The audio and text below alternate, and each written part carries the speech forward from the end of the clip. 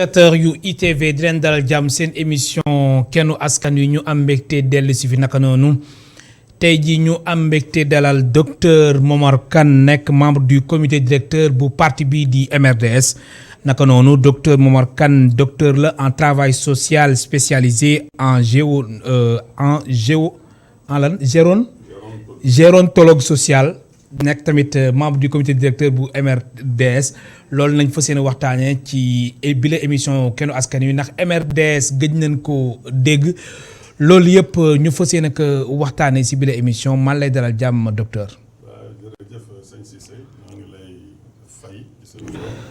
di la delloo nuyoo di nuyu waa kër gi. di nuyu waa réew mi. di nuyu fépp ci àdduna bi ñuy déglu. alors gis nañ parti bii di MRDS week-end bi da ngeen amoon congrès daf mel ne da ngeen bëgg ñëwaat de depuis quelque temps kenn déggoo leen est-ce que mën nga ñëwaat si tënk solo congrès bi nga xamante ne amal ngeen ko week-end bi. waaw ñëwaat day moom xanaa mooy ko demoon. kon yéen demoo leen woon non demuñu woon fenn. wala ñu ñëw si solo congrès bi d'abord. waaw ñu ñëw ci solo congrès bi waaw congrès bi de moom. samedi bi ak dimanche bi la woon. parce que dañu amoon comité directeur le samedi. Pour arrondir les angles daal seet nu ñuy organiser congrès bi ba mu gën a rafet. Donc daje nañ ci samedi bi waxtaan ci texte yu bees yi nga xam ne moom la ñu proposé. xoolaat suñuy orientation suñuy jëmukaay ba tey yooyu la ñuy garder wala am na lu ñu ciy soppi. ak itam ñi nga xam ne jàpp nañ ne yaakaar nañ ne xëy na mën nañoo jiite mbooloo mi. jiite bi gën a rafet ci jamono bi. ci dimanche bi comme ni nga ko xamee ci la congrès bi woon. donc délégué yi jóge nañu fépp ci Sénégal fi ñu am ay section yëpp ñëw nañu waxtaan wu jaar yoon ndax amul benn xuloo wala xeex comme nañ koy gisee ci yenn mbooloo yi. lépp lu ñu bëggoon daal liñ ci séenu woon am nañ ko ci ndax texte yi niñ ko proposé ni ko comité directeur proposé noonu la ko congrès bi adopté. ñi ñu yaakaaroon itam ne xëy na ñoo gën a jublu ci yore mbooloo mi ñooñu itam ñëpp nangu nañ leen ko. donc voilà ça. waaw alors lu tax MRDS di mouvement de la réforme pour le développement social bu yàgg ba léegi kenn déggu leen woon. waa xam nga. ngeen toog daal seen roq. waa déet ak li xew si réew mi yëpp. waaw du toog ci roq xam nga ñun. dañuy parti boo xam ne bii ni ñu juddoo la ñuy doxee. maanaam. ni ñu juddoo mooy ñun jëkkuñu rek def benn parti créer benn parti sur un coup de tête. wala ci ay calcul politique yàlla xam na loolu. ndax ñi nga xam ne ñoo ko ŋànk mën naa la wax nañu def nañu ay rencontre di waxtaan. lu toll lépp presque ci 2 ans. topp bu ko ëppul. di seet nan la ñuy mën a indee suñu contribution ci réew mi. parce que réew bi fi lañ dëkk lépp lu nu am gannaaw yàlla ñoo ngi ko amee ci réew mi donc comme ni nga xam ne nit ku ne war ngaa taxaw sa réew boo fekkee ne am nga xalaat bu rafet boo xam ne bi gis nga ne boo ko béralee mën naa jëriñ réew mi loolu moo ñu indi bu ñu xoolee champ politique bi gis nañ ñun li ñu yaakaar na mooy defar réew mi gisuñu ko ci yenn parti politique yi fi nekkoon. ñu nekkoon nag nañu ci soobu parce que politique bi ñëpp a ko moom. ci lañ duggee woon ci biir politique. donc dugguñ ci coup de tête. bi ñu ci duggee itam lu doon suñu stratégie moo doon wax ak nit ñi wax ak sénégalais yi ba ñu xam leen yéene lan la. maanaam waxtaane suñu programme loolu moo suñu priorité ñun jàppuñu woon sax dañu war a dugg ci ay zone électorale ak yooyu. dañu jàppoon ne am na lu ñu yaakaar ne bu ñu ko waxee sénégalais yi dañ ci ànd ak ñun. ñu ne kon nañu dem ci sénégalais yi waxtaan ak ñun noonu la ñu dooree mais xam nga léeg-léeg parti politique surtout démocratie ni ñu ko déggee léeg-léeg dina gàllankoor parti politique duñ ko yëg. maanaam buñ def nañ loolu pendant 7 mois yoo xam ne yi ñu dajal ñëpp dañoo adhéré ci suñu programme. adhéré ci suñu orientation. mais bi élection législative yi ñëwee parti bi amoon na wuute foofu. ci biir wuute ñii ne dañ ciy dem ñii ne duñ ci dem. ñi nga xam ne biñ nee na comme démocratie mooy ñi ëpp mbooloo mi ëpp lu mu décidé mooy am ci la ñu demee ci élection législative dem amoon nañ ca ndam parce que ñun c'est rare ñu dem ci coalition ñoo daan demal suñu bopp. amoon nañ ca ndam parce que on était très bien placé ci élection yooyu. waaye am na lu mu yàqal itam am na lu mu yàqal lu bare. comme lan te lam nu yàqal moo di jotuñoo wax ak Sénégalais ñu bëggoon waxal yépp pour bëral leen suñu orientation. bu ko defee ñu ci bari dañu percevoir comme ni percevoir parti politique yi rek. mooy ñii dañoo def seen yëf ba pare. bëgguñu ci dugal li mën a. alors ak expérience bi ngeen am ak ni ngeen yàggee ci champ politique bi MRDS fu mu toll nii est-ce que war ko woon dépasser. waaw xam nga mooy li ma la wax c'est-à-dire que bi ñu defee loolu. ci la ñu commencé di jànkoonte ak ay problème ay jafe-jafe waaw parce que ñun dañu jël yoon wu jafe yoon wu ñu jël yombul parce que ñun dañu judd rek ne dañuy def la politique avec de l'éthique. maanaam ñun dañu bëgg. c'est vrai ndax loolu mooy seen credo. mooy suñu credo. dañu ne ñun duñu dugg ci politique ni ko bari defee ni ñu ko tàmm ci réew mi. maanaam di ay calcul ak ay njaaj ak intérêt ay corruption ay achat de conscience ak ay démagogie di wax loo gëmul dañ ne yooyu daal duñ ko def.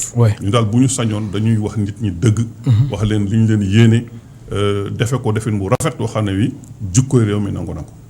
loolu nag yombul. yombul parce que fii tradition politique bi ñu am. mooy tradition politique ni ñu koy tuddee machiavélique. mooy voilà.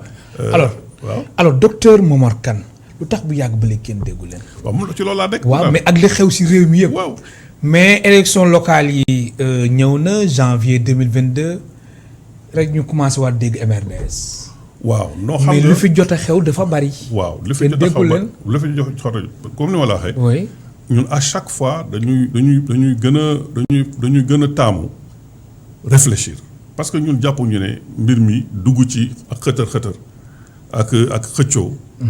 loolu mooy defar réew jàpp nañu. mais quand même su dee ay question d'intérêt national dafa taxaw loolu quand même. loolu est-ce que da ngeen si war a mën a réfléchir ay weer wala ay année. non loolu moom am na chaque fois qu'il y a des problèmes yoo xam d'envergure nationale ñun am nañ ci position am nañ ci position. bon xam nga nag fii quand même yow c'est un homme de presse nga xam nga presse bi lu ñu soxla. presse bi lu ñu soxla mooy ngay saaga di yuuxu. non ak di dóore wax loolu mais ñun moom loolu taxuñ ñu jug. waaw en tout cas. tendance générale la. xëy na am na exception. mais tendance générale bi mooy fi moom il faut nga def scandale yuuxu fii saaga fii kii fii pour ñu dëppale caméra yi ñun on ne fonctionne pas comme ça. ñun dañu bëgg toujours lu ñuy wax di wax waxin wu tey waxin wu ànd ak yar dañuy def toujours ay communiqué dañu koy def. di def ay déclaration ci situation yi am ci réew mi ak ci bitim réew kooku moom mosuñu cee tardé. maintenant est-ce que am na audience bi mu waroon a am. est-ce que am nit ñi jot nañ ci par la communication xëy na loolu on a. yaay quand même. alors kon jamono ji da ngeen bëgg benn décollage bu am solo jóge ci MRDS. waaw jamono ji. loolu ngeen bëgg jamono ji bi. maanaam daal da ngeen defarwaat. waaw jamono ji defarwaat bi sax mi ngi nuñ ko relativiser c'est-à-dire dañu jàpp ne. suñu discours bi nga xam ne ñun moom la ñu amoon ba tax ñu créé parti bi. jàpp nañ tey la gën a actuel. tey la gën a actuel lu tax. non parce que ba tey dañu gis ne vie politique bi ni ñuy politique ci réew mi c'est du defar suñu réew. maanaam xiiroo ŋaayoo xëccoo gis nga li fi mujj violence fi mujjoon fii ci réew mi. xam ne bi vraiment Sénégal xam wuñ woon loolu. te loolu bu ñu defoon ndànk mën naa répété waat. te loolu defarul réew mi ñun dañu jàpp ne réew mi li koy defar mooy ay xalaat. parce que dañu nekk ci contexte boo xam ne man dama yàgg a wax ne dañu yàgg a wax ne. li ñu toog lépp ñoo ngi def une évaluation li ñu jëkk a gis. mooy d'abord gis nañu ne pouvoir ci boppam la équation la boo xam ne ba tey réglé guñ ko. pouvoir c'est-à-dire. ku jóg wuti pouvoir waaw maanaam nu ñuy amee pouvoir. ak kan moo war a. du pas nu ñuy amee wuti pouvoir. lan nga bëgg wax maanaam assumer le pouvoir. ñun jàpp nañ ne problème boo xam ne bi c'est pas encore réglé. si Sénégal c'est-à-dire li ma bëgg a wax mooy. da nga gis koo xam ne il est dans l'opposition. oui. di wax yu jub wax yu baax yoo xam ne sax gëm na ko mais une fois au pouvoir. il faut mu mel ne du moom il faut autre chose loolu dafa yaatu ci réew mi ak ci bitim réew. donc il y a une question du pouvoir. est-ce que pouvoir vraiment est-ce que am nañ ci maîtrise ba nga xam ne yow li nga xalaat yéene ko réew mi ba réew mi ànd ak yow jox la ko est-ce que loolu da nga ko doxal. mais quand même réalité yi bokkul est-ce que du loolu tamit moom mooy beneen problème bi ndax ku nekk ci opposition bi mën nga nekk di casse mais soo nekkee ci pouvoir bi beneen réalité aussi mooy taxaw sa kanam. est-ce que tamit du loolu moom mooy jafe-jafe bi. mais il faut y réfléchir nag justement. oui loolu dafa war a faire l'objet d'une réflexion. pourquoi boo nekkee ci opposition bi di wax lu baax gëm ko sax. mais boo toogee pouvoir def leneen. mu mel ne du yow mais nañ ko poser. loolu c'est pas anodin de. du lu tuuti. dañ ko war a xoolaat sinon dañuy dëkk ci situation boobu. oui te yéen loolu ngeen gis ci régime yi fi jaar yëpp. waxuma la sax réew mi mais même bitim réew. parce que nit yàgg naa décevoir ñi ko jàppale woon ba mu àgg pouvoir. te loolu jàpp naa ne du ci nit ñi ci pouvoir la ci nature pouvoir la donc lu ñu war a xoolaat la. deuxième équation bi. oui mooy l'équation du peuple sénégalais. ñun dañu jàpp ne mën ngaa defar programme bu rafet de. programme bu rafet ay chiffres rek ressources humaines yi ressources sociales ressources politiques yi nga xool yépp ordonné ko ba jàpp ne lii mën naa defar réew mi. mais sénégalais yi nii ñu mel. coppeeku bi ñu coppeeku depuis 1960 surtout ci wàllu jikko. jàpp nañ ne loolu téero la boo xam ne bi loo ci jiitam du sax. muy valeurs yi. waaw c'est-à-dire le Sénégalais a beaucoup changé. et malheureusement changement bi mu changé du changement buy dimbali réew pour développement. ñun jàpp nañ ne loolu am na. donc nous avons. c'est pourquoi da nga bëgg wax foofu crise des valeurs. non crise des c'est-à-dire mais xanaa yow dans le quotidien xoolal Sénégalais yi nu ñuy fonctionner. oui nit ñi léegi. l'intérêt général na du préoccupation kenn ku nekk sa bopp. maanaam ku nekk sa bopp nga tal ku nekk li la arrangé ngay def. voilà lijjanti woo leneen. tous les moyens sont bons même loolu àgg na ci famille yi léegi solidarité familiale tas na. fraternité tas na entraide tas na. ku nekk sa bopp ngay lijjanti ku nekk coup boo mën a def pour yow sa affaire baax. loolu un pays qui fonctionne comme ça ne marchera pas. dans certains pays les pays occidentaux lu bon nit ñi xam nañu intérêt général loo xam ne duñ ko def parce que xam nañ ne lii bu ñu ko defee ça va se tourner contre eux. mais ñun dañ koy def fii. man je ne peux pas concevoir par exemple yàq des biens publics loo xam ne yéen a ko bokk. ñëpp a ko bokk ngeen di ko yàq parce que da nga mer parce que da nga mer régime bi et cetera donc l'homme sénégalais comme on dit war nañ ko seetaat. war nañ ko seetaat war nañu seet nu ñu koy defarewaat. y a des am na fi benn émission bu fi amul xam ne on a beaucoup aimé mooy c'est pas normal. am na émission bu nekk tudd c'est pas normal. dafa naa ne kii la woon. dunya la woon quelque chose comme ça. mooy dañuy gis Sénégal nu ñuy fonctionner quotidiennement di poser des actes yoo xam ne ça gêne les autres. di yàq. donc mais yàq yooyu ngay wax sénégalais yi. politiciens yi am nañ ci responsabilité à travers leur discours. bien sûr. donc ñu jàpp ne ñun. ndax discours bi kàddu yu nga xamante ni moom mooy génn ci politiciens yi dafa war a nekk ay kàddu yu rafet yu am solo. waxuma la sax même bu dul loolu sax un leadership. bu ñuy wax leadership war a joxe bon exemple. leadership. oui. ça doit être l'élite d'un pays. très bien. élite mooy la crème d'un pays. ñooñu dañu war a valeur ajoutée la ñu war a indi. ci réew.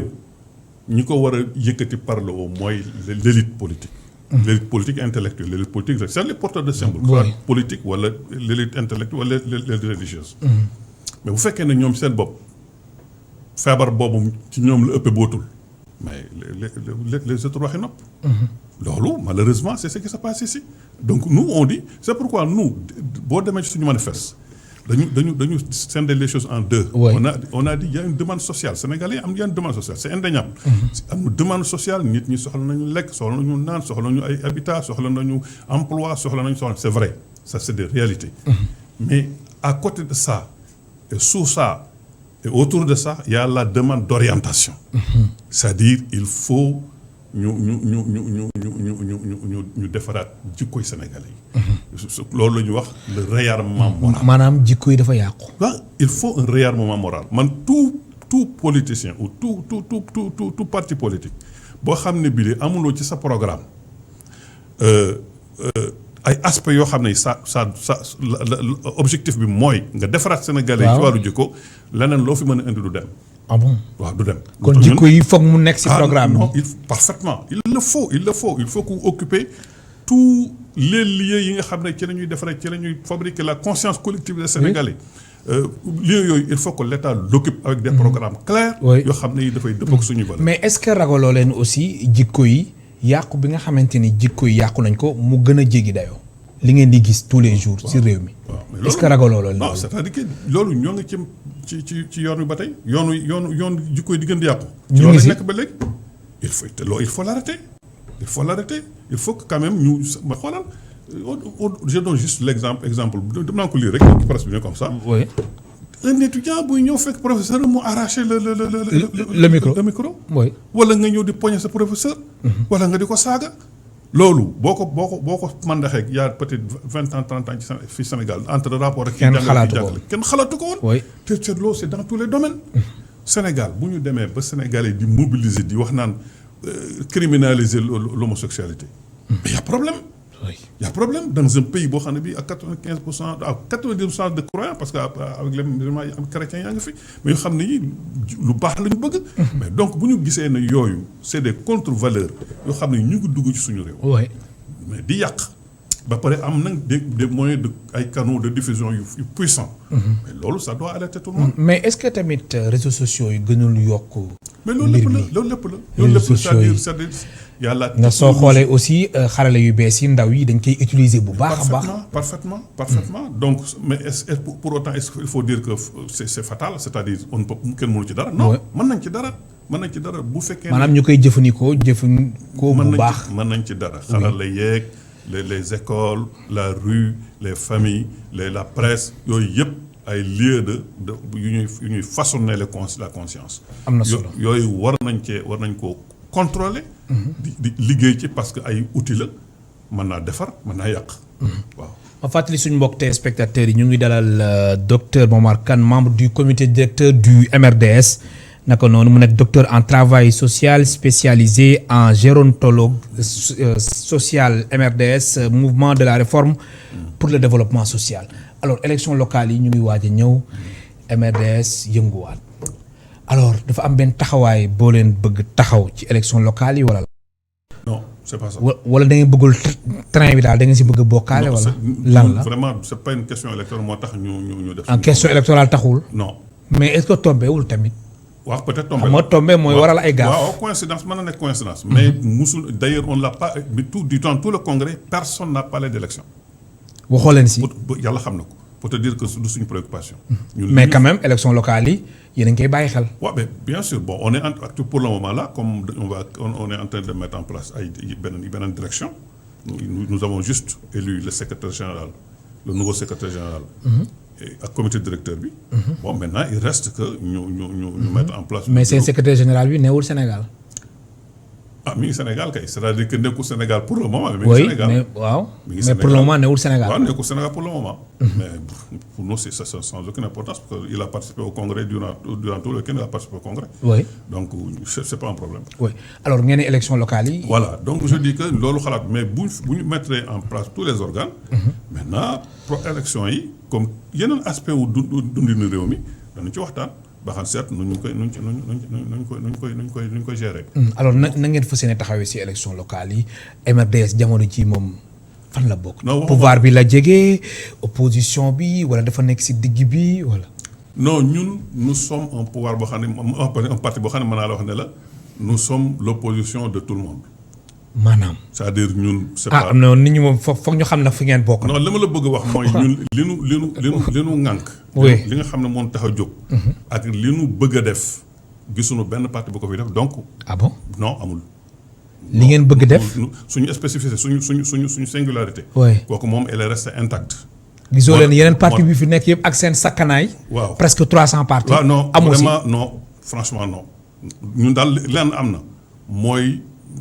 normal par réalisme bu fekkee ne da nga nekk ci champ politique bu ay échéances yu mel noonu amee parfois di nga gis ne parti bi kat lu bon mën ngeen a ànd def lii. loolu mooy logique de coalition. oui loolu logique de coalition bon ñun expérimenté nañ ko à 2 ou 3 reprises. yoo xam ne yi bon seet nañu évaluer ne lii dañ ko war a def mais pour le moment fi ñu toll nii. ñu amaguñu benn perspective di def coalition. lu ñu bëgg a def daal mooy. comme léegi renouveler nañu suñu classe dirigeante. léegi dañu bëgg a toog xoolaat suñu programme. oui xoolaat champ politique bi ni mu tëddee. xoolaat ñi fi nekk. oui xoolaat oui. mais monsieur Kane est-ce que ragaloo leen ñu fàtte leen. c'est-à-dire. moo tax ngeen amal seen congrès su ko defee ñi fi nekk aussi ñu consulter leen ça dépend. pouvoir yi wala opposition bi jéem a waxtaan ak yéen. ngeen liggéey loolu même ba deful congrès du témoin. ah ndax depuis quelque temps kenn déggu leen. non je veux dire xam nga da nga ne boo bu ngeen def ko da ngeen def congrès pour ñu seet si leen. waaw maanaam ngeen fàttali ni daal yéen a ngi fi. loolu xam nañ ko ñu parti politique. ah mais soo leen toogee ni tekk nii tamit. non mais ne loolu xam nañ ko c'est-à-dire li ma la wax mooy leen. c'est-à-dire li ngeen jàpp ne tekk la woon du tekk. c'était vraiment déedéet. ah bon. c'était une longue réflexion. si ngeen nekkoon da ngeen lëlu woon. vraiment di xalaataat parce que def nañ parce que c'est un parti boo xam ne bi c'est depuis 2000. oui depuis 2000. Depuis 2000 il y a bien des choses jaar nañ ci fii ci réew. ñaar fukki at ak benn. waaw laajoon na ñu toog. waxtaan d'autant plus que am na ci période yoo xam ne yi mun nañu wax ne nous étions dans une crise de croissance parce que crise dafa wóote. dafa am crise dafa am crise pathologique ak crise de croissance. crise de croissance boo bëggee xam sur le plan ci biologique mooy crise u adolescence par exemple. da nga ciy jógee màgg. donc ñun période yi ñu traversé on a eu quand même benn crise de croissance. parce que ay situations yu bari yoo xam ne yi musuñu ko vivre nañ ko ça a révélé ay positions par-ci par-là ay déggin par-là au sein du parti il fallait mettre ça tout ça en cohérence. donc réflexion boobu la ñu mëne ba moo aboutir au congrès waaw. alors élection locale yi coow li bëri woon na si dialogue politique bi dañ koy amal 2021 wala 2022 finalement njiitu réew mi jàpp na date bi tamit weeru janvier atum 2022 nañ koy amal jamono jooju coow li ne cour yéen seen gis-gis lan la woon élection yi. wala il n'était pas question. ñu amal ko si atum 2020. c'était impossible wala. non vraiment ñun amuñu position wu. tey lañ ko war a def gannaaw suba lañ ko war a def. ah mais quand même le problème aussi moom mooy. parti politique ngeen. waaw d'accord. mais am ngeen si gis-gis. am ngeen si xalaat quand même que ni élection yi seen gis-gis mooy ñu amal ko atum 2021 wala tamit liñ ko pousse atum 2022. non c'est-à-dire que ñun ci méthode nous sommes des partisans du dialogue nous sommes pour le dialogue. pour le dialogue. ñun d'accord nañu à chaque fois problème yoo xam ni dafa intéressé Sénégalais yépp am. nañ ci waxtaan. loolu moom ñun on est vraiment a priori. ñu sommes pour le mais dialogue. est-ce que dialogue bi sincère na. ah loolu nag moom Allah wax lam comme ni ñu koy waxee. waaw mais en tant que observateur. non xam nga kan wax la aussi ngeen nekk si géopolitique bi. war nga mën xam ni. ndax dialogue bi am si pouvoir diggante pouvoir ak opposition.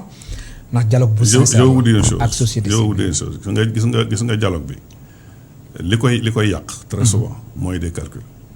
les calculs mooy des calculs. de la maanaam calcul yi. waaw que soit si pouvoir bi ak opposition. waaw ay calcul parce que da nga ne damay woote dialogue mais dialogue parce que dialogue lan la dialogue mooy am naa gisin.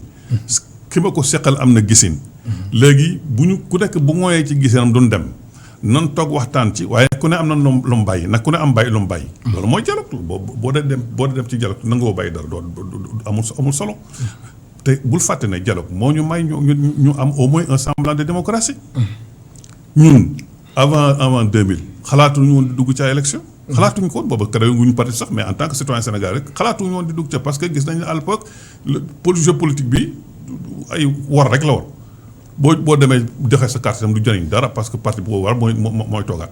ak des scores fleuve comme ni ñu ko xamee woon mais dialogue moo indi. ba mu am benn ouverture démocratique boo xam ne bi mën na ça même permet l'alternance. bien sûr donc dialogue am na vertu. mais nag ci kaw ñi koy séq. bañ cee dem ñu dem ceeg ak dëggu. maanaam bañ daal di def ay calcul. voilà bañ def dëggu mais bu fekkee ne ko da ngay dem di jéem a piéger sa morom. kon yàggaayu dialogue bi ak ñàkk jiboo bi calcul moo ko laloon. si ñaari fànn yëpp. muy pouvoir ak opposition. c'est sûr que am na c'est sûr que am na ci c'est sûr que ku nekk da nga bëgg tirer kii de ton côté. na nga koo bàyyi dara loolu nag boo amee dialogue bi du wax lay doon rek mais du sotti ci dara mais en tout cas dialogue moom principe boo xam ne war nañ ko mën a accepter. ci dans une vie démocratique. parce que Sénégal ñoo ko bokk ñun ñëpp.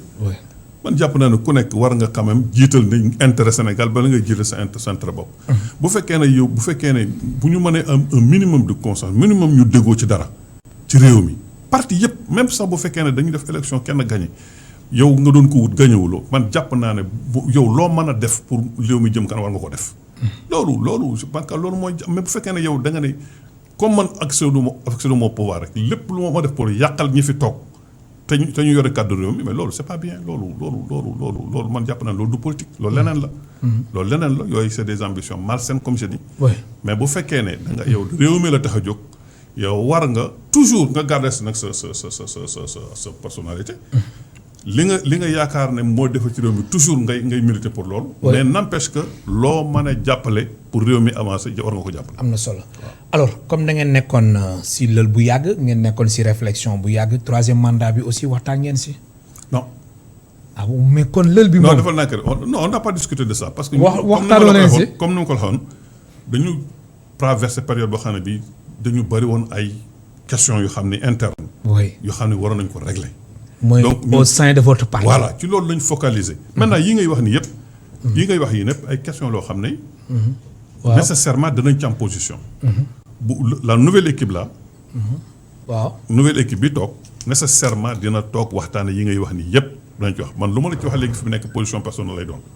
mais parti bi moom comme dañu koy congrès bi day door a taxaw on va mettre en place la nouvelle équipe bu ñu ko mettre en place maintenant. toutes les questions yi nga xam ne actuellement moo intéressé réew mi daañu ci toog waxtaan ci te da ngeen ci dégg suñu position. boobaa da ngeen wax seen position. incha allah ci yëpp. alors ma fàttali suñu mbokk téléspectateurs ñu ngi dalal docteur Momar Kane nekk spécialiste en gérontologue social nekk tamit membre du comité directeur du MRDS mouvement de la réforme pour le développement social. alors jamono ji président Macky Sall mu ngi Fouta gis nañ tey jii mu ngi Matam. si tournée économique bi alors MRDS yéen la ngeen jàpp tournée économique wala tournée politique. bon enfin xam nga su mën naa fi wax dara génn ñu ne ma yow ku la wax loolu. xam nga la. mais am nga sa xalaat. waaw sa personnellement non pour man personnellement li Macky Sall di def léegi du lu bees. du lu bees. Abdou Diouf. oui Abdou Diouf Senghor da ko daan def. oui Abdou Diouf da ko daan def moom da koy def. donc je ne vois pas y a rien de nouveau. dara beesu ci. maintenant est-ce que daf koy def parce que dafay def tournée économique. ba pare mu raxaale politique. bon am na c'est vrai que am na ay réalisations yoo xam ne yi. oui mi ngi koy inauguré. réalité la c'est des faits on ne peut pas le nier. mais est-ce que lu mu ci jublu est-ce que jublu ci wax nit ñi nag gis ngeen ba ngeen yéen a ma fal ma defal leen lépp. bu xëy na. est-ce que bëggul jël avance si adversaire bi. c'est possible de man je suis pas dans suñu dëkkuma ci xeex yi mais mën na nekk politicien la te je vais dire une chose sama conviction est que ñun le président le plus politique que le Sénégalais yi mooy Macky Sall. le président le plus politique. c'est Macky Sall. ndax acte yu muy posé. loolu déet moom kay loolu ñi xam politique. xam nañ li ma lay wax. maanaam daal dafa am politique niñ la politique. stratégie la quoi. stratégie la non xam en tout cas il y a des recettes politiques yoo xam ne yi. un politique moo koy def. il y a des façons de faire yoo xam ne politique moo koy def moom il est très politique. Macky Sall loolu waaw. il est très très politique. te instant yii loolu la nekk di doxal peut-être ses adversaires politiques xëy na peut-être foofu lañ juume quoi parce que xëy na dañ ko xawoon xeet. ci dimension boobu mais il est politique. il est très politique c'est le plus politique de nos présidents kooku li ma la wax moom du lañ. waaw est-ce que loolu éloge la wala kii la on peut y voir tout mais c'est le ku bëgg a seq ak moom il faut d'abord nga xam moom mooy kan. nga xam loolu ci moom ba pare. door a mën a seq ak moom. kon jamono ji nekkul lu yomb ngir opposition bi ñu mën a jàkkaarloo bu baax ak Macky Sall su ma la déggee bu baax. non acte muy posé ndax da nga ni il est très politique. waaw il est très politique mooy il utilise les moyens qu'un politicien classique lay utiliser. je ne veux pas di ko wax loo xam ne mën na ko blessé. oui ko wax. mais li ma la bëgg wax mooy il fait la politique sans état d'âme. sans état d'âme. waaw xam nga nu ma ko mën a traduire ci kii. mais loolu foog nga ko wékk. dafay def politique ci ni muy doxalee rek. si ni muy doxalee. maanaam si ban. suñu mën a jox exemple xam nga politique bu ñu peut-être bëgguma simplifier mais ñaar am na ci ku yore pouvoir. pour mu garder pouvoir am ñaar am na. am na ñoo xam ne ñi wóor na ko ne ñii bëgguñu mu yore pouvoir wala soxla nañ pouvoir bi ñu ngi koy xeex. muy wut ay moyens ñaari moyens nag la ñu xam ci coup politique. mooy carotte ak bâton. carotte ak bâton alors un bon politicien d'abord li muy jëkk a xool mooy carotte lu mu mën a am ci carotte. te moom jamono ji loolu lay def ba mu fi toogee ba léegi. waaw en tout cas lu mu mën a am ci carotte daal lu mu mën a def am ko ci carotte dana ko def. waaye lu mu mënut am ci carotte dana ko ci bâton. loolu mooy alors est-ce que du loolu moo tax ñu bëri di wax ni Macky Sall nu mu fexe ba am Idrissa Seck si wetam Omar Sarr ak tamit yeneen cadre yi nga xamante ne ñu ngi woon parti démocratique sénégalais loolu dafay firndeel li nga doon wax léegi nii. en tout cas daal en tout cas mën nañu constater leen coalition. bu durée. ni Benno Bokk Yaakaar. bariwul mu fi am de bariwul lu mu fi am de. AFP PS ñëpp nekk ci biir. bariwul lu mu fi am de bariwul lu mu fi de comment c'est possible bon. maanaam daf la jaaxal. Non c'est-à-dire que war na jaaxal ñëpp parce que quand même coalition daana fi am mais daawul yàgg nii. daawul yàggee nii gis nga Wade coalition moo ko yóbbu pouvoir. mais quelques mois la ci teg coalition bi presque éclaté. bon Abdou Diouf dafa fi ay coalition Senghor moom daawul def coalition ay unification la def. mais coalition bi Benno Bokk Yaakaar nga xam ne les partis li ñuy wax les plus représentatifs ñoo ci nekk. parti socialiste AFP ba à ce moment-ci. oui quand même il faut dire que c'est pour être politique la il faut le reconnaître. xam nga ñàkk koo reconnaître moo tax léeg-léeg ngay ñuy jum. kon adversaire am dañu war a reconnaître loolu. oui il faut reconnaître ça il faut reconnaître qu'il a un génie politique quand même. génie politique il faut le reconnaître. oui alors gis nañ dem ba tey ci tournée économique bi président Macky Sall jël na benn dogal mu ni dafay jox chef de village yi indemnité 50 000 francs CFA par mois. waaw bon na nga gisee. man ni ma ko gisee mooy bu fekkee ne. daf ko def parce que dafa gis ne chef de village yooyu ñi ngi rendre service. population yi mu nag muy service boo xam ne bi dafa jàpp nañ ko war a rémunérer. man awma ci problème. mais su ko defee pour wut électorat là y a problème. là y a problème parce que bari na ko xam ne ki yaa ngi servir public bi te kenn rémunéré woon. mais nag bu fekkee ne moom dafa ci ay analyse am ak en tant que chef de l'État mu xool ni ñii dañuy centre te war nañ leen a indemniser man je n'ai pas de problème avec ça d'autant plus que ce projet là c'est de Wade depuis le Wade la woon. Wade moo jëkkoon a émettre le projet de paie de donc moom su ko concrétiser bon moi je ne vois pas de mal en fait. Je ne vois pas de mal. Bon maintenant nag est-ce que calcul politique ou pas vraiment jël yàlla rek moo xam. yàlla moo xam waaw. Allah a'lam. alors ñu ñëw si aspect tamit bi nga xamante ni moom mooy emploi des jeunes mu soxal état au Sénégal gis nañ aussi jeunes yi duñu tàyyi di ko wax. ñu bëri ñu ngi wut liggéey amuñu liggéey njiitu réew mi am na ay décisions yu mu si jël. ba teg si table bi bëgg am yéene. at bu nekk fii ak 2024 génne 150 milliards. mu doon 450 milliards naka noonu aussi lépp lu jëm ci wàllum insertion ak emploi des jeunes muy conseil national pour l'emploi et l'insertion des jeunes. président Macky Sall taxawal na ko. alors mbirum xëyu ndaw yi échec la.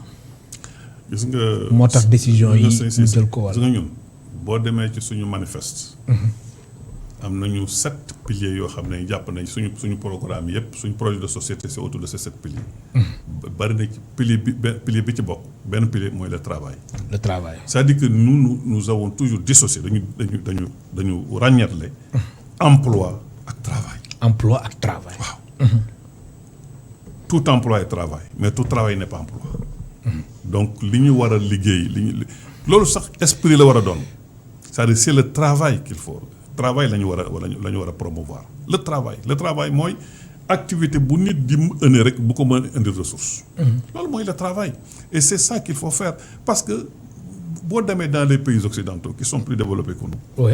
mais vous pensez que c'est l'emploi salarié bi moo primé non kooku c'est marginal par rapport mais koo gis mi ngi liggéey. koo gis mu ngi liggéey. waaw li may wax ne fii li ñu gis Sénégal nga xam da nga mën a xëy suba gis ay nit ñu toog ci garab gi di waxtaan ba ngoon. di naan ataaya. loolu mënoo koo fekk dans un pays occidental c'est pas possible. tout le monde travaille c'est ça qu'il faut esprit boobu la ñu war a dans notre culture dañu war a instaurer une culture du travail. pour ne pas dire une culture du travail mais emploi comme tel état bi ak lu mu volonté bu mën a am il ne peut pas régler la question de l'emploi. Il y a plus de 150 000 jeunes qui sont chaque année ñu frappent à la porte du marché du travail. kooku da nga am budget bu ko mën a régler. mais secteur privé bi nag. non moom tamit. mais oui quand même am na si wàll. oui il faut que secteur privé bi participe ci. il faut que l'État participe mais même les deux réunis mënuñoo régler le problème de l'emploi. léegi lan mooy régler problème bi nag. le travail c'est-à-dire fexe ba nit ki nangoo liggéey quel que soit liggéey bu muy liggéey l'essentiel mooy liggéey boobu na ci mën a jëriñu donc nous ici au fond loolu moo am nous avons un secteur informel boo xam ne 70% par exemple de l'activité mooy secteur informel la. mais secteur informel boobu la bu ñooñu la ñu war a xoolaat. secteur informel waaw nañ leen di dimbaliwaat nañ leen fexe ba secteur informel boobu dund. ba pare ñu formaliser ko. ba ci nekk secteur formel sa bopp. oui peut-être formalisé c'est pas trop formalisé mais en tout cas mettre des conditions yoo xam ne nit ki bu ci liggéey gis ci boppam. loolu xam nga on a ce qu'on appelle les ethnosciences et les métiers traditionnels. les métiers traditionnels ak li ñu tuddee les ethnosciences. oui yooyu mooy xam-xam yi nga xam dañ ko baaxoo fii. xam-xam yooyu dañ ko war a taxaw. Ça fait partie du patrimoine immatériel de notre pays. Les métiers traditionnels. Mais nous avons des artisans yoo xam ne yi mais c'est extraordinaire. ku leen dimbali rek. ñu dem nga am na fi benn initiative bu fi parti socialiste amoon. dama daan tooñ parti socialiste. ma ne parti socialiste ñoom benn réalisation lañ fi def benn projet ak 2 projets avortés. loolu c'était pour tooñ la woon daal. li ma wax ne benn réalisation lañ fi def mooy.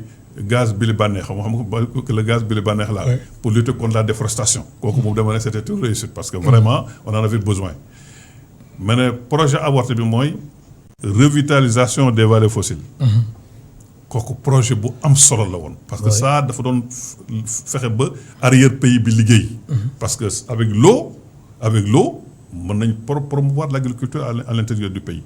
mais ni pays bi déchéché woo nga xam ne ñëpp dañu dëwu si Dakar loolu ñàkk am ay activité économique la te activité moom c'est autour de l'agriculture. donc projet boobu waroon nañ ko wéyal. am na solo alors. troisième projet. oui mooy fi ne le festival des jeunes créateurs. mas nañ ko fi créé nga xam ne dañuy dem à l'intérieur du pays di xool xale yi nga xam ne dañu am créativité. def nañ festival bi fii ba gis nañ ci benn xale boo xam ne bi sax ay potu tomate yooyu la doon defar ba def ci benn radio communautaire. donc ici il y a un génie notre peuple là est un peuple de génie. mais il faut que ñooñu ñu encadrer leen. très bien am na xale yoo xam ne boo leen encadrer woon tey ji mais ils deviendront des Einstein et autres. alors si xale yooyu sax laay décennie gis nga temps yi géej gi ñu ñàkk seen bakkan bëri na trop. sax lan sa gis-gis lan la. waaw mais loolu responsabilité c'est partagé. c'est famille yi am nañ ci responsabilité. mooy parents yi am nañ ci responsabilité.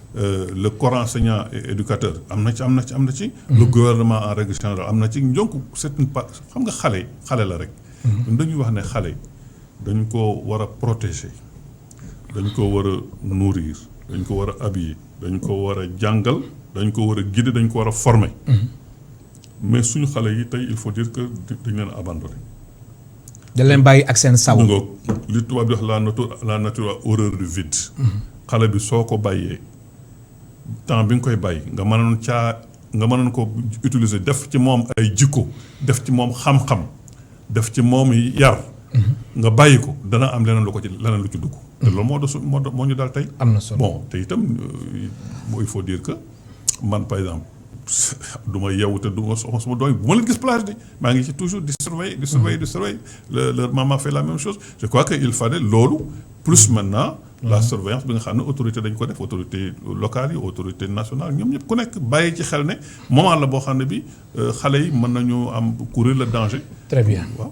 alors monsieur Kane li ñu desee ci ay simili bëreewul nga nekk tamit docteur en travail social spécialisé en gérontologue social solo gi mooy lan. mooy. lan mooy lan. gérontologue social gérontologue.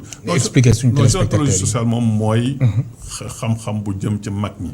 ci mag ñi parce que man travail social laa de formation. très bien waaw moom laa amee foofu moom laa jàng fii. bi ma waree dem def sama maîtrise au Canada. bi ma demee y avait des options. dafa am ay options. am na option jeunesse am na option développement organisation communautaire am na option yeneen option mais il y avait option gérontologie. mooy xam-xam bu jëm ci mag. alors pourquoi man j'avais choisi ça. parce que dama gis ne suñu population bi elle vieillit. à terme boo ñu xoolee les chiffres tey ci wàllu démographie. actuellement nous avons une population très jeune. mais les politiques là bu ñu ko continuer danañu mujj àgg ci une population qui vieillit. Et une population qui vieillit il faut nécessairement mu am xam-xam ak ay taxawaay boo xam ne bi dana mën a gérer une pareille population loolu moo ma taxoon ma dugg ci may spécialisé en gérontologie. waaw alors ñu jeexle ci benn pàcc rek situation wu dëkk bi noo ko gisee lan lañ war a mën a joyanti su weesoo crise des valeurs bi nga xamante ni insisté nga si sànq. waaw xam nga nag crise maanaam en tout cas mooy problème de base bi. crise des valeurs moom mooy problème de base loolu moom. woote nañ fi ba tey assise mais ay assise moom waroon nañu def ay assise sur la crise des valeurs xoolaat vraiment ñun suñu réew mi fan la jëm ci wàllu jikko. loolu moom war nañ ci taxawaat bu baax a baax a baax maintenant li ci des mooy restaurer la solidarité. parce que quand même réew mi am nañu sonn. am nañu sonn. te gis nga dafa am benn borom xam-xam bu ne mu ne ñàkk. mu ne ñàkk su fekkoon ne mën na nekk nit. bu mënoon nekk jëm benn borom xam-xam wax la. ñàkk bu doon jëm damay dagg baat bi. day dagg baat bi waaw. ñu ne ko lu tax mu ne parce que ñàkk mooy ko xam ne boo fëggee sa buntu kër nga ubbil ko yéeféer dugg ñàkk ngor dugg. et c'est vrai nit ñu bari ñu ngi def ay actes yoo xam ne yi kenn mësu woon xaar daañu def loolu. mais ñàkk leen ko teg. donc ñàkk xeex dañ ko war a xeex. dañ ko war a xeex et pourtant am nañ fi ay dynamisme yoo xam ne suñu leen suñu ci jàppoon.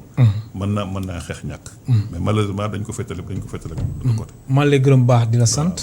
Momar Kane di ko gërëm baax di ko sant mu nekkoon Momar Kane membre du comité directeur du MRDS du mouvement de la réforme pour le développement social naka noonu Momar Kane docteur la en travail social spécialisé en gérontologue social mu nekkoon tey suñ gan si émission Kennu Askan Wi mbokk téléspectateurs yi amul seen fay ñu leen di gërëm baax di leen sant Ndiaga Seck moo nekkoon si réalisation bi Torodo nekkoon ci wàllum son bi Moussa Dia ak Angèle ñoo nekkoon ci caméra yi ba suba incha allah ñeenti waxtu.